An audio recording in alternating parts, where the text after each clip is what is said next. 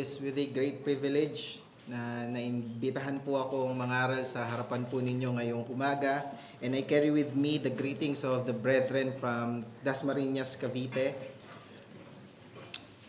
Noong April 14, 1912, kilala po natin alam po natin ang kwento na ito tungkol po dun sa paglubog ng isang cruise ship na pangalan ay Titanic. At isa po sa nakasakay dun sa Titanic na ito ay si Edward. And alam po natin yung nangyari, bumangga po yung cruise ship sa isang iceberg at unti-unti itong lumubog. And during the sinking, Edward was on one of the lifeboats when he was approached by a man who was in the water. And this man was John Harper. Isa po siyang Scottish preacher na passenger din siya ng Titanic. And in the cold, dark waters, John Harper was seen swimming from one group of people to another, preaching the gospel.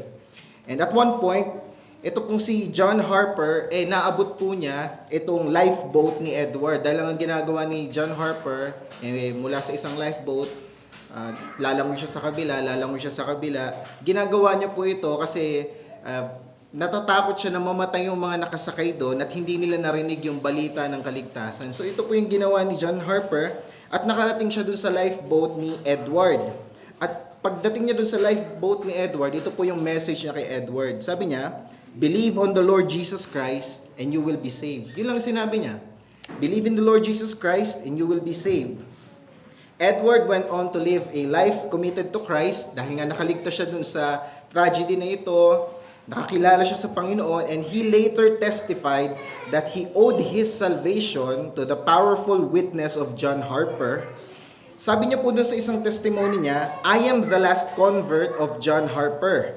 When he was pulled from the sea, I was saved by God's grace through the message of that faithful preacher who perished even as he preached." So napakagandang balita po nito, no? Napakagandang testimony na sa punto na pwede nang mamatay si Edward noon, merong isang John Harper na umabot sa kanya at ang mensahe ni John Harper, manampalataya siya kay Jesucristo at siya'y maliligtas. Believe in the Lord Jesus Christ and you will be saved. Pero hindi po si Edward yung unang convert, hindi po siya yung unang nanampalataya sa Panginoong Jesucristo natin dahil sa mensahe na yan, believe in the Lord Jesus Christ and you will be saved. Meron pong account sa scripture na isang lalaki na same message, believe in the Lord Jesus Christ and you will be saved, at yun po ang ginamit ng Panginoon para siya'y makakilala sa Kanya. Buksan po ninyo ang inyong mga Biblia sa Aklat ng Mga Gawa, Acts chapter 16, verses 25 to 34. At paumanhin po, hindi po ako babasa sa NASB, babasa po ako sa Ambagong Biblia. So, Aklat ng Mga Gawa, Kabanata 16, talata 25 hanggang 34, or Acts chapter 16, verses 25 to 34. Ito po ang salita ng Panginoon. "Ngunit nang maghahating gabi na, sina Pablo at Silas ay nananalangin at umaawit ng mga himno sa Diyos at sila'y pinapakinggan ng mga bilanggo.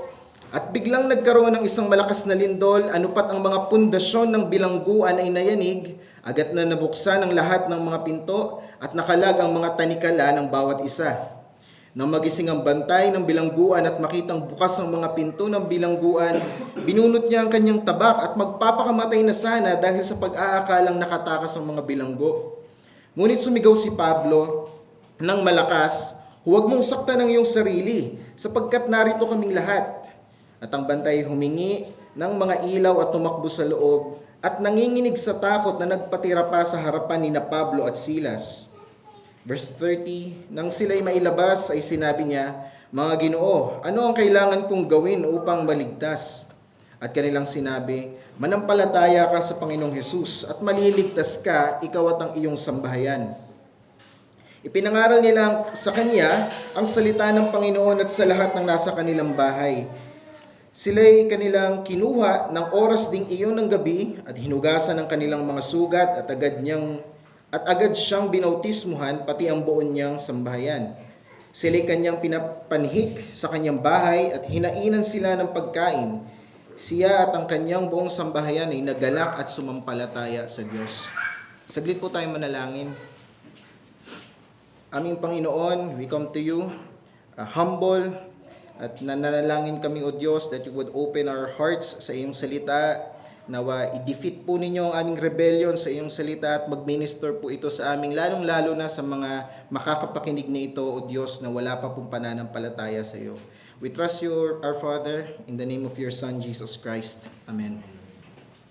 Ito pong teksto na ating binasa, isa po ito sa pinakakilalang salaysay or narrative sa New Testament. Pagdating nakilala po sa tawag na the account of the Philippian jailer, at bigay ko lang po sa inyo yung konteksto ng mga pangyayari bago po ito bago yung mga teksto na ating binasa.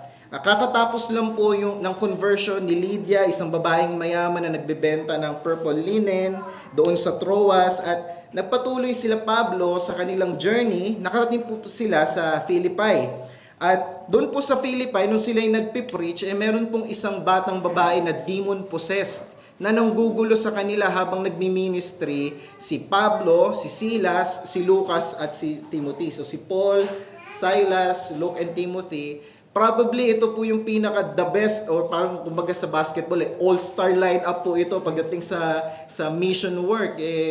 Can you imagine, Pablo, Silas, Luke, and Timothy, silang apat po yung magkakasama na nagbi-minister dito sa Philippi. At itong demon-possessed na batang babae na ito, talagang ginugulo po sila. Siguro habang nag-i-evangelize, sila Pablo, nagpipreach sila sa plaza, yung babaeng bata na ito, naggugulo, meron siyang mga ginagawa para ma-distract yung preaching ng apat na ito. At ilang araw na yung lumipas, napikon na siguro itong si Pablo. Itong demon-possessed na batang babae po na ito, pag-aari po siya ng parang syndicate, parang sindikato. So own siya ng managers, at ang business po nila, itong batang babae na ito, kaya niyang mag-fortune telling. Kaya niyang tumingin sa future at sabihin kung ano yung mga mangyayari. Kilala niyo po ba si Rudy Baldwin? Diba? Siya yung nagpe-predict sa Facebook ng mga pangyayari tungkol sa mga sakuna na mangyayari sa mga susunod na buwan. At kilala siya sa Facebook. Sabi nila, prophet daw siya ng Diyos. Hindi po. Itong demon-possessed na bata na ito, yung kapangyarihan niya na mag-fortune telling, tumingin sa susunod na mangyayari, galing po sa demonyo. So, hindi po yun laging galing sa Diyos. So, itong syndicate o yung mga managers na may-ari sa bata, sila po yung may-ari dito, at pinagkakakitaan nila itong demon-possessed na bata na ito. So si Pablo, napikon na siya kasi lagi silang ginugulo, nirebuke niya yung evil spirit na nandito sa bata. At lumisan yung evil spirit mula dun sa bata. Ano pong reaction ng sindikato, ng managers ng bata na ito? Siyempre nagalit sila kay Pablo kasi lugi na negosyo, bankrupt na Wala na yung pagkakakitaan nila, paano pa magfo-fortune telling ito, nirebuke na ni Pablo yung evil spirit na nandun sa bata. So alam nyo po, anong ginawa ng mga may-ari ng evil-possessed na bata na ito, sinumbong po nila si Pablo, si Silas, si Lucas at si Timothy sa mga otoridad para ipakulong. Yun po ang ginawa nila. Sabi po dito sa verse 20, nang maiharap na sila sa mga hukom, ay sinabi nila, ang mga taong ito ay mga Hudyo at ginugulo nila ang ating lungsod. Verse 21, nagtuturo sila ng mga kaugaliang hindi ipinahihintulot sa ating mga Romano na tanggapin at gawin. Ano po bang reason bakit gusto nilang ipakulong si Pablo at si Silas? Kasi ni-rebuke yung evil spirit, lugi na negosyo. Hindi dahil nang gugulo sila Pablo at si Silas. So ibig sabihin, false accusation ito. Unlawful po ito na grounds para ipakulong sila. At yung mga binasa po natin, yun po yung mga sumunod na pangyayari nung nakulong na sila Pablo at si Silas. At dito po sa narrative nito, we can see how even in times of hopelessness, it did not hinder Paul and Silas from singing praises to God. Makikita natin na kahit ganito yung nangyari, napakulong sila sa hindi wastong paraan, hindi makatarungan na paraan, hindi yung naging rason para tumigil sila sa pagbigay ng papuri sa Diyos. And above all, makikita po natin sa narrative na ito, how radical is the transformation that God can bring into the life of a sinner who calls upon Him in repentance. Mga kapatid, there is no situation so hopeless for a sinner na hindi na po siya maaaring abutin ng grasya ng Diyos. Kahit po gaano ka-desperado, kahit seemingly hopeless na yung sitwasyon ng isang makasalanan, hindi po siya labas sa grasya ng Diyos. At kung sino mang abutin ng grasya ng Diyos, makakita tayo ng mga pagkakaiba, ng radikal na transformasyon, dahil ito po ang kapangyarihan ng mensahe ng Ebanghelyo. At ito rin po ang mensahe na nais kong ibigay sa inyo ngayong umaga. God's saving grace causes radical transformation even to the most hopeless sinner. Sa Tagalog, ang nagliligtas na biyaya ng Diyos ay nagdudulot ng radikal na pagbabago maging sa pinakawalang pag-asang makasalanan. Ngayon mga kapatid, ano po yung mga transformation na dinadala ng gospel to a hopeless sinner? What transformation does the gospel bring to a hopeless sinner? Para maintindihan po natin yung narrative, hatiin po natin sa tatlong bahagi. Una, yung transformation na dinadala ng gospel sa isang hopeless sinner, first, it transforms the heart. Secondly, it transforms the household. And lastly, it transforms the hands. Unahin po natin dito yung it transforms the heart. Bigyan po natin ng diin yung first 10, verse 25 hanggang verse 31. Pero bibigyan ko rin po ng linaw yung mga naunang verses rito. Kanina nabanggit ko, 4 po silang magkakasama, hindi po ba? Si Paul, si Silas, si Luke, and Timothy. Bakit po sa binasa natin, 2 lang ang nakulong? Si Pablo at si Silas. Kasi po meron pong prevalent anti-Semitism nung panahon na to, nung paghahari ni Emperor Claudius. At nung time po na ito, hindi po naman pwedeng makulong under Pax Romana yung mga merong citizenship na Romano. At dahil po si Luke and Timothy are half Jews only, hindi po sila nakulong. So ang nakulong lang po si Pablo at si Silas. Yun po ang reason nun, kaya yung dalawa ay absuelto at hindi po sila nakulong. At tandaan natin dun sa verse 20 to 21, di ba yung mga managers pinakulong itong si Paul and si Silas? Under what grounds? Kasi nanggugulo daw sila, di ba? Totoo ba na nanggugulo si Pablo at si Silas dun sa Philippi? Hindi po. Hindi po yung totoo. Pero sinabi nila sa verse 21, nagtuturo daw si Paul and Silas ng mga kaugalian o mga traditions na hindi daw sanctioned by the Roman government. Ito ang tanong ko mga kapatid. Totoo ba yon? Kasi hindi totoo na nanggugulo sila sa plaza eh. Hindi totoo na nanggugulo sila sa Philippi. Pero totoo ba na nagtuturo si Paul and Silas ng mga traditions na hindi sanctioned by the Roman government? The answer is yes. Hindi po sanctioned by the Roman government ang Christianity. So technically, tama yung accusation, pero hindi po sila nanggugulo. Pero still unlawful po eh. Unlawful pa rin yung ginawa sa kanilang imprisonment. Pagdating natin ng verse 22 to 23, bago tayo dumako dun sa verse 25, ang ginawa kay Pablo at kay Silas, hindi sila agad, nung sinumbong sila sa authority, hindi sila agad kinulong. Meron munang ginawa. Pinaghahampas po muna sila ng mga wooden rod ng mga Roman policemen, yung mga lictors na tinatawag. So pinahubad sila ng damit at pinaghampas sila ng mga wooden rods. At para kay Apostol Pablo, hindi na po ito bago eh. Nahampas na po siya dati. Actually, throughout the missionary journeys ni Paul, 3 times po siyang pinaghahagupit. 3 times niya po itong na-experience. Ayan ang testimony niya sa 2 Corinthians 11:25. So ito po yung sitwasyon ni Paul and ni Silas. Nagmi-ministry lang naman sa Philippi, false accusation, pinaghahampas ng wooden rods, at ngayon ang ginawa ay kinulong sila ng mga Romano dito sa Philippi, at hindi lang sila kinulong, hindi lang sila nilagay sa inner dungeon na madumi, filthy, unsanitary na kulungan. Hindi lang yon, nilagyan pa po sila ng tanikala or stocks.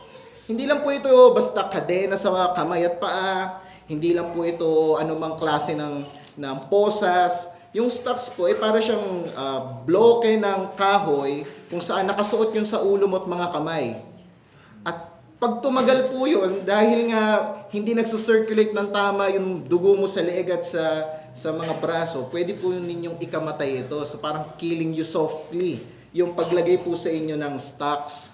So, hindi lang binugbog, hindi lang pinaghahampas si Paul and Silas, hindi lang sila kinulong, nilagyan pa po sila ng tanikala or stocks na ito. Sinabi ni Pablo sa 2 Timothy chapter 8 verse 2, sabi niya, 2 Timothy 8 verse 2, "Remember Jesus Christ, risen from the dead, the offspring of David, as preached in my gospel," verse 9, "for which I am suffering, bound with chains as a criminal, but the word of God is not bound." Itong testimony niya, kinulong daw siya na para siyang kriminal. Ganito yung nangyari sa kanya, wala naman siyang ginagawang krimen, bakit siya sinuotan ng tanikala po na ito? So punta na tayo dito sa ating verse 25. Sabi, about midnight. So hating gabi, despite yung gruesome situation ni Paul and Silas, ano daw sinabi dito? Paul and Silas, kumanta po sila ng mga hymno. They praised and raised their voices in worship. Ito po mga kapatid. Gusto ko po na ilagay ninyo yung sarili ninyo sa situation ni Paul and Silas nung panahon na to. Imagine po ninyo, nais mong mag-ministry, gusto mong makita yung mga tao sa Philippines na manampalataya kay Jesucristo, biglang merong mag-a-accuse sa'yo falsely, paghahampasin kayo, ikukulong, lalagyan kayo ng posas, anong mararamdaman mo? Let's be honest. Hindi ba, baka sabihin mo sa Diyos, Diyos, ano to? Gusto kong maglingkod sa iyo, di ba? Nagmi-ministry ako dito, bakit itong nangyari sa akin? Hindi ba dapat sinasamahan mo ako? Bakit gantong inabot ko? Ang malas ko naman. Hindi naman sa dapat maniwala tayo sa malas. Pero let's be honest, yan ang magiging damdamin natin, hindi ba? Baka magreklamo tayo sa Diyos. Magalit tayo sa Diyos. Maaaring yan po ang ating puso. At actually, yan po ang natural na reaksyon ng ating makasalanang puso. Pero anong nakita natin dito? Na reaction ni Paul and Silas. Ganito po ba? Nagalit ba sila sa Diyos at nagreklamo? Nanumbat ba sila sa Diyos? Hindi po. Nakita natin na despite kinulong sila at ganito kapait ang nangyari, nanalangin sila at itinaas nila ang kanilang boses para umawit ng mga papuri sa Diyos. Brethren, our worship must not be based on our circumstances, but on God's unchanging character. Hindi po dahil mapait ang sitwasyon natin ngayon, wala na, babawiin na natin yung pagsambat pagpuri natin sa Diyos. Ang pagsambat pagpuri natin sa Diyos, anchored yan sa kanyang character. At ang character ng Diyos, hindi nagbabago. Magbago man ang sitwasyon natin, maganda o mapait, hindi nagbabago ang karakter ng Diyos. Therefore, hindi dapat natin i-withdraw ang ating worship sa Kanya. If God is worth praising now, then He is worth praising any moment. Ano pa sinabi sa Ephesians chapter 5 verse 18? Si Paul pong nagsalita dito. Si Paul na nakakulong ngayon. Sabi, Ephesians 5:18, "Be filled with the Spirit, then you will speak to yourselves in psalms, hymns, spiritual songs, singing and making melody in your heart to the Lord." At sinabi niya rin ni Paul sa Philippians chapter 4 verse 4, "Rejoice in the Lord always, and again I say, rejoice." It's easier said than done. Madali lang sabihin itaas mo yung kaluluwa mo, taawit ka ng mga hymno, papuri sa Diyos. Magala ka palagi, rejoice in the Lord. Ano mang circumstance, rejoice in Him. Pero ito po yung same Paul na nagsabi sa Romans 9 verse 2 na meron daw siyang continual sorrow and heaviness of heart. Ito yung same Paul na nagsabi sa Romans 8:28 na lahat ng bagay kinakatahan ng Diyos sa ikabubuti ng kanyang mga tao. All things work together for the good of His people, for those who trust Him.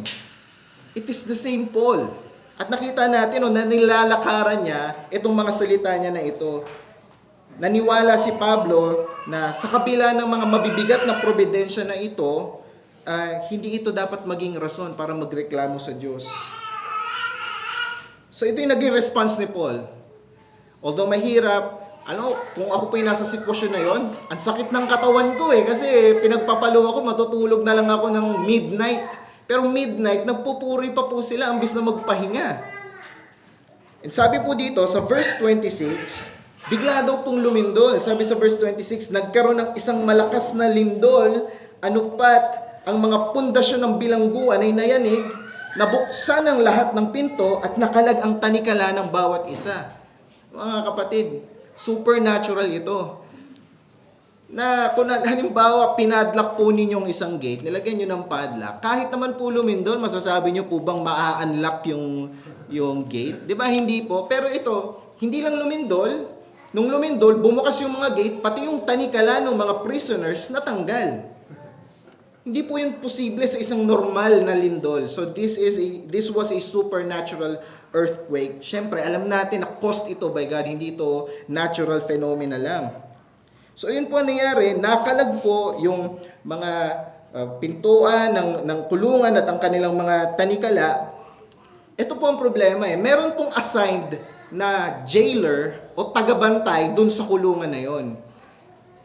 Sigurado problemado yun nung nakalag yung mga stocks and yung prison gates. Problemado siya kasi ang job niya, isa lang. Bantayan yung mga yon, huwag silang paalisin. Yun ang job niya. At ngayon, na nangyari ito, palpak yung kanyang naging trabaho. At hindi niya naman ito kasalanan, tama?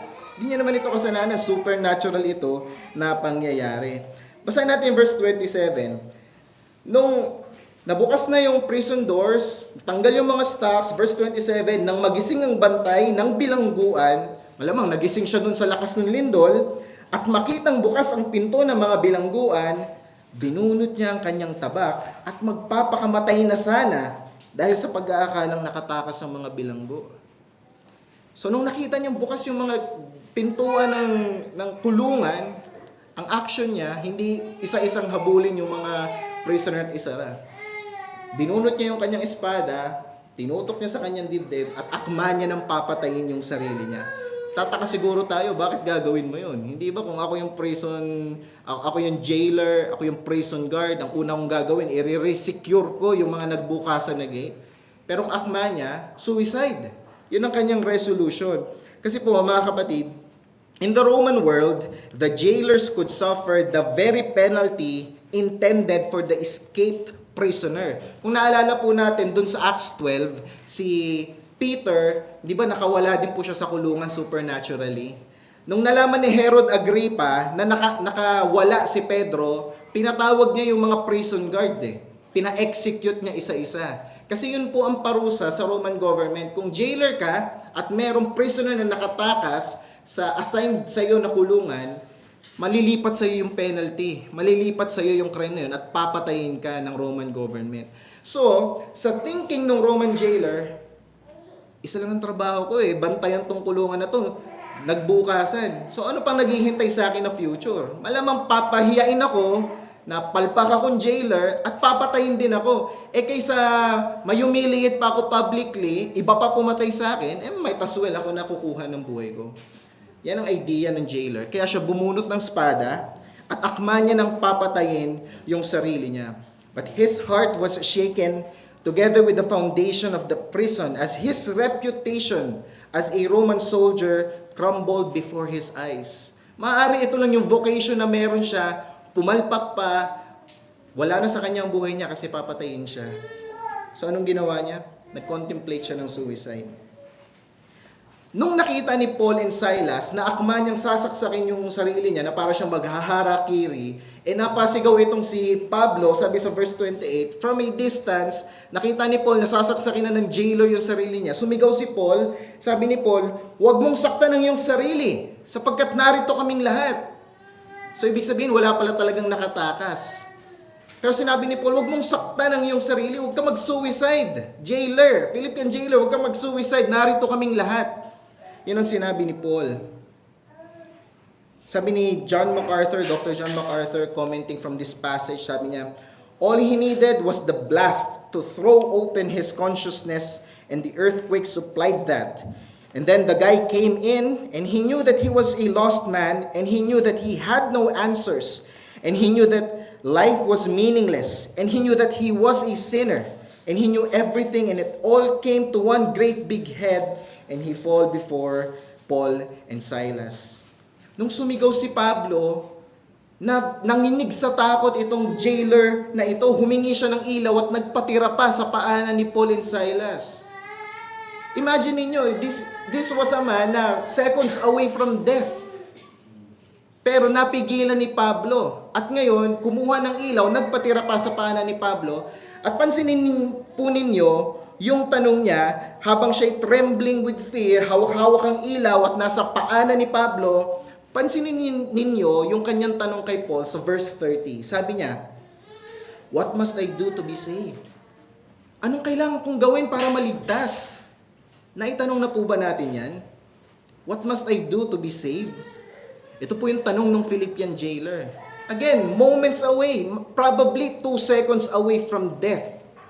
Pero ito, nasa paanan ni Pablo, tinatanong niya kay Paul, "What must I do to be saved?" Ito po ang pinakamahalagang tanong na pwede niyang itanong sa kanyang buhay.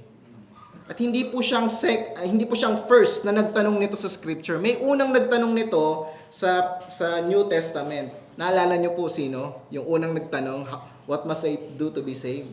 The rich young ruler. Lumapit yung rich young ruler, isang lalaki na bata pa, mayaman at may otoridad sa sinagoga. Nagtanong kay Jesus, sabi niya, "Good teacher, anong kailangan kong gawin para maligtas? What must I do to be saved?" Anong sagot ni Christ sa kanya? "Obey the 10 Commandments, obey the Decalogue." Yan ang sinabi ni Christ sa kanya. Sinabi niya, "Well, ginagawa ko na yun mula nung bata ako." Sabi ni Christ, "Sige, bigay mo yung kayamanan mo, ibenta mo lahat, tapos ibigay mo yung proceeding sa mga nangangailangan, sa mahihirap. And then, sumunod ka sa akin." Ginawa ba nung rich yung ruler? No. Dahil dakila ang kanyang kayamanan. He's greatly rich. Yan ang sinabi ng scripture. So second po itong si Philippian jailer na nagtanong nito. Pero this time, hindi ginaya ni Paul si Christ. Hindi sinabi ni Paul sa Philippian jailer nung nagtanong yung Philippian jailer, "What must I do to be saved?" Ginaya niya si Christ sa Luke 17. Sinabi ni Pablo, "Sundin mo yung Decalogue." Hindi po. Ang sagot ni Paul, hindi po niya pina-sinner's prayer yung Philippian jailer. Nung nagtanong yung Philippian jailer, "What must I do to be saved?" "O ito, manalangin ka. Panginoong Jesus, papasukin mo ako pinapapasok na kita sa aking puso. Sulat mo ang pangalan ko sa aklat ng buhay." Hindi po. Ito ang message ni Paul, answer ni Paul doon sa tanong ng Philippian jailer. Sabi niya, verse 31, "Believe in the Lord Jesus Christ, and you will be saved, you and your household." Manampalataya ka kay Hesus Kristo at maliligtas ka, ikaw at ang iyong sambahayan. Pansinin natin uli yung Philippian jailer. Tingin po ba ninyo, 2 hours ago, concern niya yung kaluluwa niya? Tingin po ba ninyo, na nung umaawit si Paul at si Silas ng himno, nakikiawit din siya? Nakikipuri din siya sa Diyos? Hindi po. Moments ago, wala siyang concern sa kanyang heart. Wala siyang concern sa kalagayan ng kaluluwa niya. Na kung mamatay siya, haharap siya sa eternal God. Wala siyang concern doon. Pero nung sumigaw si Paul, "Huwag mong patayin ang iyong sarili. Huwag mong gawin yan." Ano nangyari? Nagising ang kanyang puso. It changed his heart. It transformed his heart. At ngayon, yung main concern niya na, wala na siyang pakialam sa lahat ng bagay. Ang main concern niya na ngayon, paano maliligtas ang kaluluwa niya sa kapahamakang naghihintay sa kanya. Ito po yung transformation ng gospel. Tawag natin dito sa theology, regeneration, illumination, na quicken yung kanyang kaluluwa na dating patay, wala namang pakialam sa mga bagay na banal eh. Pero instantly, ngayon, naging concern niya na yung kanyang kaluluwa kung ano siya sa harapan ng Diyos. Sabi sa kanya ni Paul, "Believe in the Lord Jesus Christ and you will be saved, you and your household." Ano bang ibig sabihin nito ng sagot ni Paul? Ano kayang ibig sabihin ng believe in the Lord Jesus Christ, you and you will be saved? Brethren, hindi po nito sinasabi na once we believe Jesus, our entire household will be automatically be included in the household of faith. Hindi po yun ang ibig sabihin nito. Hindi rin po nito tinuturo yung infant baptism na pag nanampalataya yung tatay, dapat pati mga anak nila babautismuhan kahit sanggol pa. Hindi po yun ang ibig sabihin ng passage na ito. Ang ibig sabihin po nito, one must believe who Jesus is, kung paano niya kinlaim ang sarili niya, and believe in what He did. Yun po ang ibig sabihin nun. Sinabi sa John 20:31, "These are written to you, that you might believe that Jesus is the Christ and the Son of God, and that by believing, you might have life through His name." Ito po yung ibig sabihin ng believing. Maniwala tayo na si Hesus Kristo ang Mesiyas. Siya ang Kristo na pinadala ng Diyos para sa katubusan ng ating mga kasalanan. At tayo dapat maniwala sa mga ginawa niya as recorded sa 1 Corinthians 15:3 na siya'y Diyos na nagkatawan tao, na nabuhay, sinunod ang kasulatan, sinunod ang batas ng Diyos perfectly, tumungo sa krus ng Kalbaryo at namatay, sinalo ang kasalanan ng kanyang mga tao. At makalipas ang 3 araw, nabuhay muli siya, umakyat sa kanan ng kanyang ama, at balang araw ay babalik. Dapat nating paniwalaan itong Hesukristo na ito, kung paano siya pinakilala ng kasulatan. Yan ang meaning ni Paul. Believe in the Lord Jesus Christ. Hindi ito, mananalangin ka lang, napapasukin mo siya sa puso. Hindi po ganon. Yun ang ibig sabihin. Believing in Christ is one of the major themes sa Book of Acts. Actually, sa entire Bible, makikita natin sa Book of Acts, chapter 2, 4, 8, 11, 15, so and so forth. Lahat po ito, major theme ng Book of Acts is believing in our Lord Jesus Christ. So tinutumbok lang po natin dito sa first part is that God is gracious in regenerating or giving life to the heart of a sinner and bothers his soul of the judgment that is to come. And salvation is received through believing in Christ alone. Nakakamangha kung paano binago ng Diyos nang biglaan yung puso ng isang jailer na ito. Na muntik nang mamatay at haharap sa hatol na Diyos. Walang hanggang hatol ng kamatayan. Pero ngayon ay naging concern niya yung kaluluwa. At nanampalataya kay Hesukristo. Hindi ba't inaawit natin to sa hymno na "And Can It Be"? Sabi doon, "Long my imprisoned spirit lay, fast bound in sin and nature's night. Thine eye diffused a quickening ray. I woke, the dungeon flamed with light. My chains fell off, my heart was free. I rose, went forth, and followed thee. Amazing love, how can it be that thou, my God, should die for me?" Mga mananampalataya, alam nyo yung pakiramdam ng Philippian jailer na ito, na dati wala ka namang pakialam sa Diyos. Pero bigla ang binuksan ng Diyos ang bulag mong mata, na dati may piring na hindi mo naiintindihan ang kabutihan niya, pero ngayon naging concern mo na yung kaluluwa niya, yung kaluluwa mo. At yung eternal pursuit mo na sundin itong Diyos na ito na nagbibigay ng kaligtasan. Alam po ninyo yung pakiramdam na ito. We can relate sa experience ng Philippian jailer.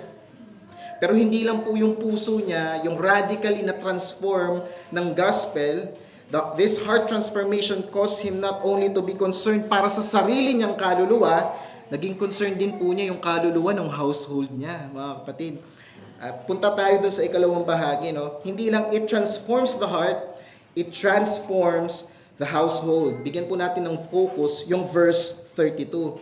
Sabi dito sa verse 32, ipinangaral nila sa kanya ang salita ng Panginoon at sa lahat ng nasa kaniyang sambahayan.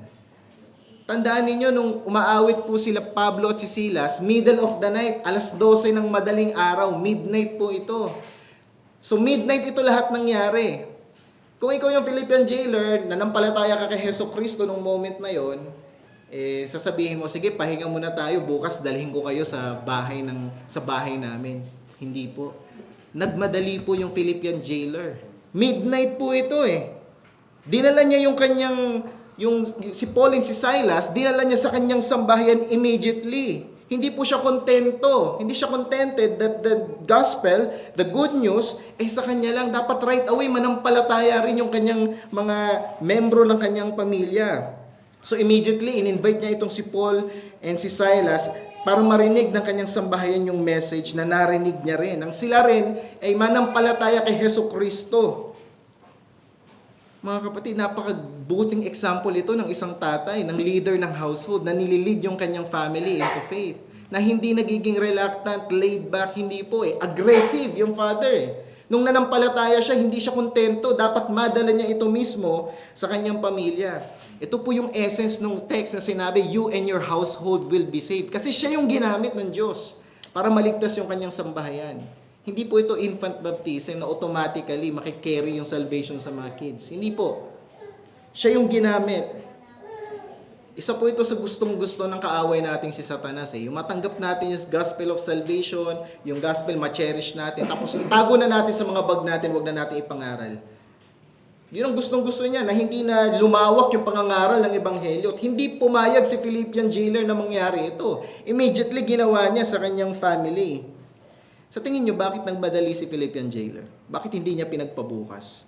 Or the other day, or next week, pag medyo maluwag na yung schedule niya, bakit hindi po ganun yung response si Philippian jailer? Immediately.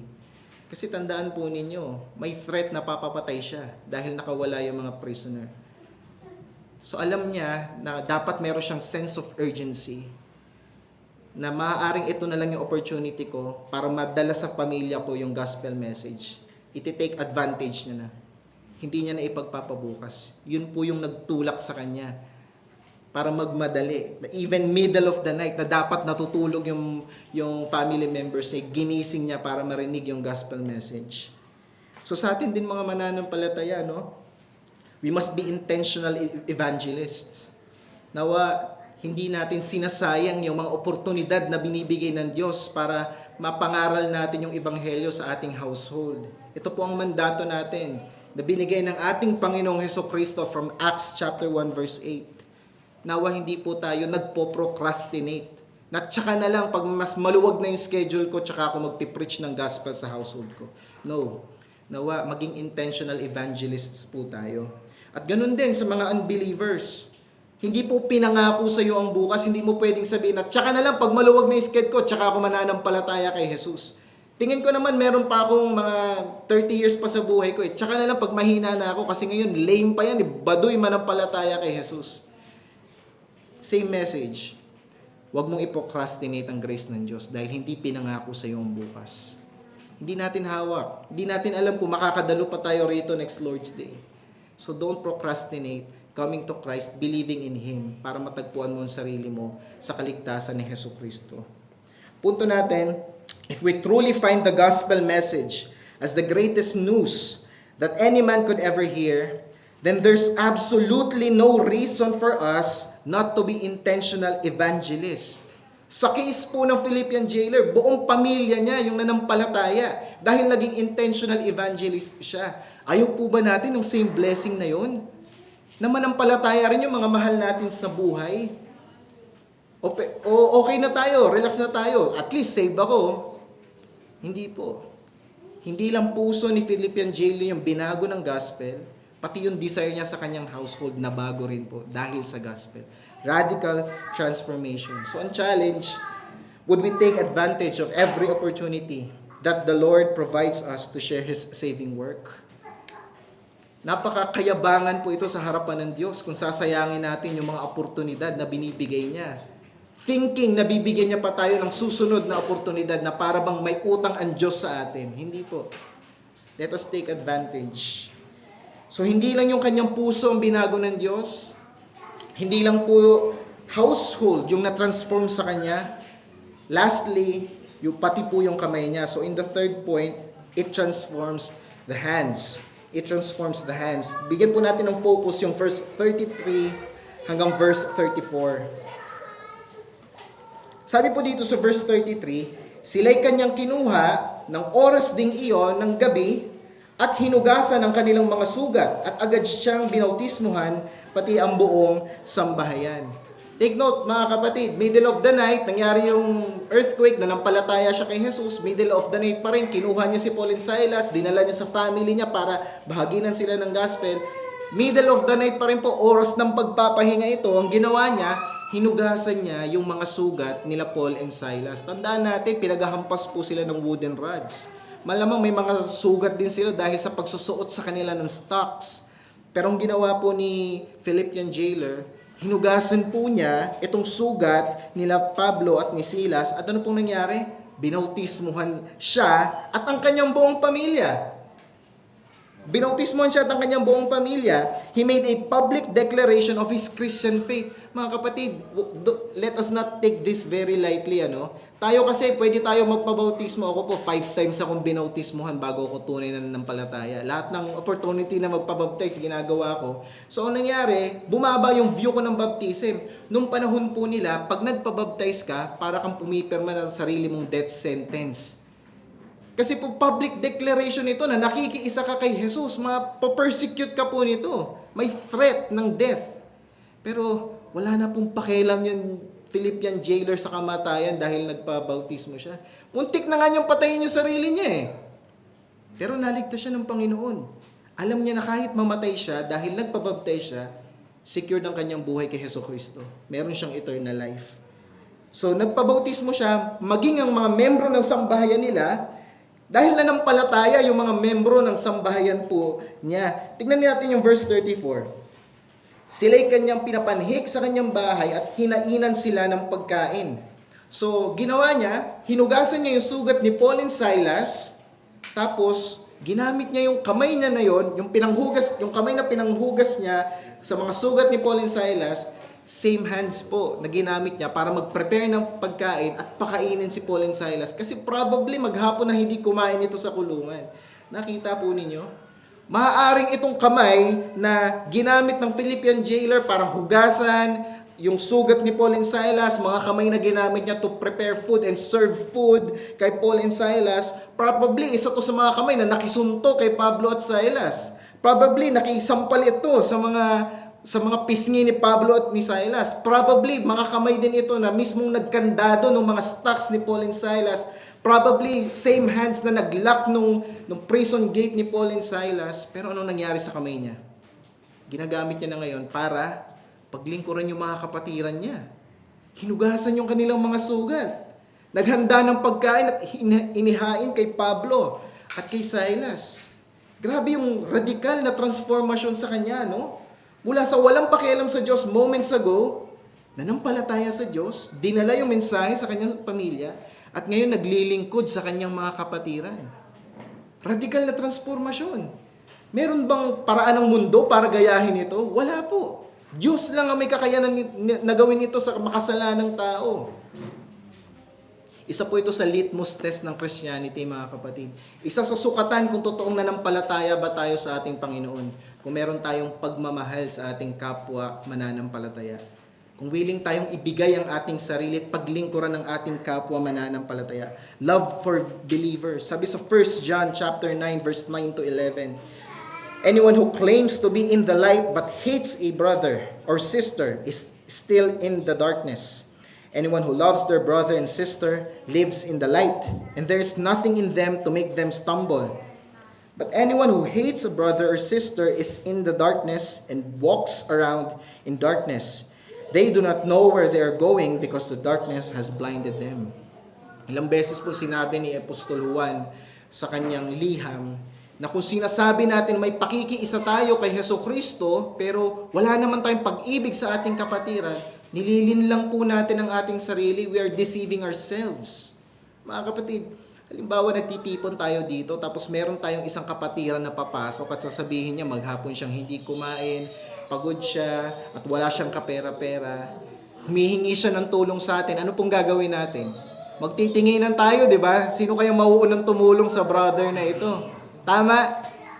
Hindi ko nai-imagine yung sarili natin na nagkakarera tayo, paunahang makapagbigay ng pagkain at salapi sa kanya para maibsan yung nararanasan niya. Pero kung si Jesucristo pumasok, mismong si Christ, the incarnate God, pumasok sa pagtitipon natin, sabihin niya na maghapon na siyang di kumain, wala siyang kapera-pera at pagod siya, sigurado ako, magtatalunan tayo at magkakarera. Paunahan tayong makatulong kay Jesucristo. Bakit? Kasi si Christ na yun eh. Pero bakit di natin magawa sa brethren natin? In-associate ni Christ ang sarili niya sa kanyang mga tao. Sinabi ni Kristo, di ba, sa Matthew 25, ano daw yung ginawa natin sa list of this, ginawa natin kay Christ. Nung pinersecute ni Pablo ang iglesia ni Jesucristo, anong sinabi ni Kristo sa kanya? Bakit mo ako inuusig? Why are you persecuting me? Hindi sinabi ni Kristo na, why are you persecuting my church? Sinabi niya, why are you persecuting me? Kasi kung anong ginawa natin sa mga kapatiran, ginagawa natin kay Jesucristo. Isa ito sa test kung totoo bang nananampalataya tayo kay Jesus. Kung nare-reflect ba natin yung faith na yon sa pag-ibig natin sa mga kapatiran. Dinadala ba natin yung mga kapatiran natin sa panalangin? Nakikiiyak ba tayo sa mga bagay na sumasakit sa kalooban nila? Nakikigalak ba tayo sa nagpapagalak sa kanila? Nabibigatan ba tayo sa mga kabigatan nila?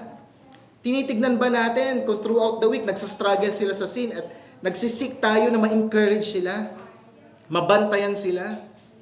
Nagpapakita ba tayo ng tunay na pagmamahal na hindi lang salita dahil members tayo ng iisang lokal na iglesia? Nawa mga kapatid, ito yung masalamin po sa atin. Ganito po makapangyarihan ng Ebanghelyo. Kaya niyang baguhin ang puso, ang sambahayan, at maging ang mga kamay natin na dating ginagamit natin para sa kasalanan. It brings about transformation that the world could never replicate. At bilang pagtatapos mga kapatid, let us never lose heart whenever persecution arises. Every heavy providence is an opportunity to raise our voice in worship of God's sovereignty. Bawat heavy providences, wala pong dark providences mga kapatid. Lahat ng providence ng Diyos ay mabuti. Wala po siyang masamang providence. May mga mabibigat at challenging pero para pa rin sa ikabubuti natin ito.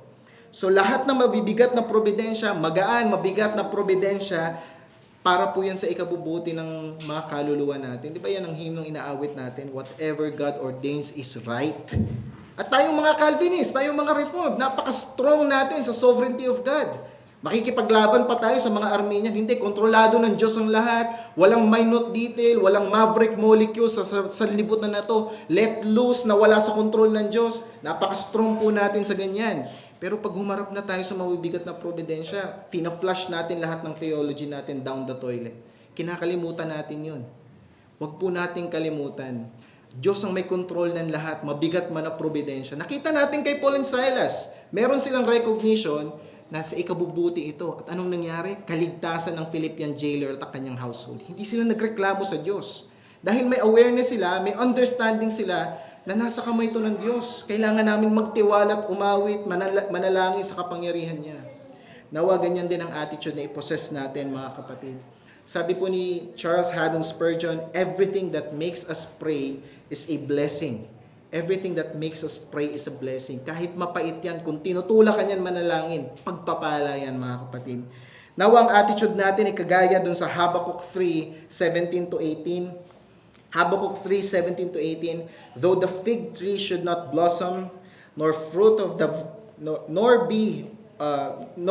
be on the vines, the produce of the olive fall, and the fields yield no food, the flock be cut off from the fold, and there be no herd in the stalls, yet I will rejoice in the Lord. I will take joy in the God of my salvation. Nawa ito yung attitude natin. Kahit mahirap, walang ani, walang olive na lumalabas, no fruit from the vine, I will rejoice in the Lord. I will take joy in the God of my salvation. Nawa yung pananampalataya at pag-awit, pananalangin natin sa Diyos nakaangkla sa hindi niya nagbabagong karakter. Nawa bawat probidensya, mabigat man ito, utusan tayong itaas ang ating tinig sa pananalangin sa Kanya. May mga times na sa sobrang bigat ng providence, tempted tayong magreklamo, nanlalamig ang puso natin, wala tayo sa mood mag-worship, wala tayo sa mood magpasalamat sa Diyos. Alam niyo po ang dapat nating gawin? Rebuke natin yung mood natin. I-rebuke natin yung puso natin na ayaw umawit sa Diyos. Hindi yung magpapadala tayo sa makasalanan nating puso. Yan ang ginawa ng salmista sa Psalm chapter 42 verse 11. Sabi niya, why are you cast down, O my soul? Why are you in turmoil within me? Kinakausap niya yung kaluluwa niya. Sinabi niya, bakit ka nadadalamhati? Bakit ka nabibigat ang lubha? Hope in God, for I shall again praise Him. Utusan natin yung puso natin pag reluctant tayo magpasalamat sa Diyos dahil sa bigat ng probidensya. Let us command our hearts. Alalahanin natin yung hymno na inaawit natin na this is our Father's world. Oh, let me never forget that though the wrong seems oft so strong, God is the ruler yet. And also, may we take advantage of every gospel opportunity. Huwag nating i-squander. Walang utang ang Diyos na pwede nating i-withdraw yung opportunity na yun next time pag ma-strip na natin. Hindi po. Every time na nagbubukas ang Diyos ng oportunidad sa atin, samantalahin po natin dahil baka tayo yung gagamitin ng Diyos sa kaligtasan ng tao na yun. Let us take part dito sa gospel work ng ating Panginoong Hesukristo. At nawa itong ebanghelyo, itong mensahe ng kaligtasan na ipinapangaral natin sa ating kapwa, nawa lumakad tayo inconsistent bilang gospel bearers. Makita sa atin yung mensahe na ating pinapangaral. At ganoon din ang mensahe natin sa mga kaibigan natin na hindi pa nananampalataya sa Diyos. Siguro pakiramdam mo malaya ka sa mundong ito, nagagawa mo yung leisure mo, nakakapag-party ka, bisyo, ano man, nagagawa mo naman, malaya ka, hindi mo nararamdamang nakatanikala ka. Mas nakatanikala ka pa kay Pablo at kay Silas, yun ang totoo. Yan ang sinabi sa Romans chapter 6. You are a slave of Satan. Alipin ka ng kasalanan, pakiramdam mo lang malaya ka at walang anumang makakapagpalaya sa iyo malibang sa araw na to, sa puntong ito, sa oras na ito, lumapit ka kay Hesukristo, pagsisihan mo ang kasalanan mo, kilalanin mo na siya lang ang daang binigay ng Diyos para tungo sa kapatawaran ng kasalanan mo. At aking panalangin niya na maging tugon mo sa umagang ito. Saglit po tayong manalangin. Aming Diyos, salamat po sa iyong salita. Nawa totoo itong mangusap sa amin. At kayo po, Panginoon, ang gumamit sa mensaheng ito tungo sa pagsisisi at pananampalataya ng mga kaibigan pa po namin na wala pa po sa iyo. We trust all these things in the name of your Son, Jesus Christ. Amen.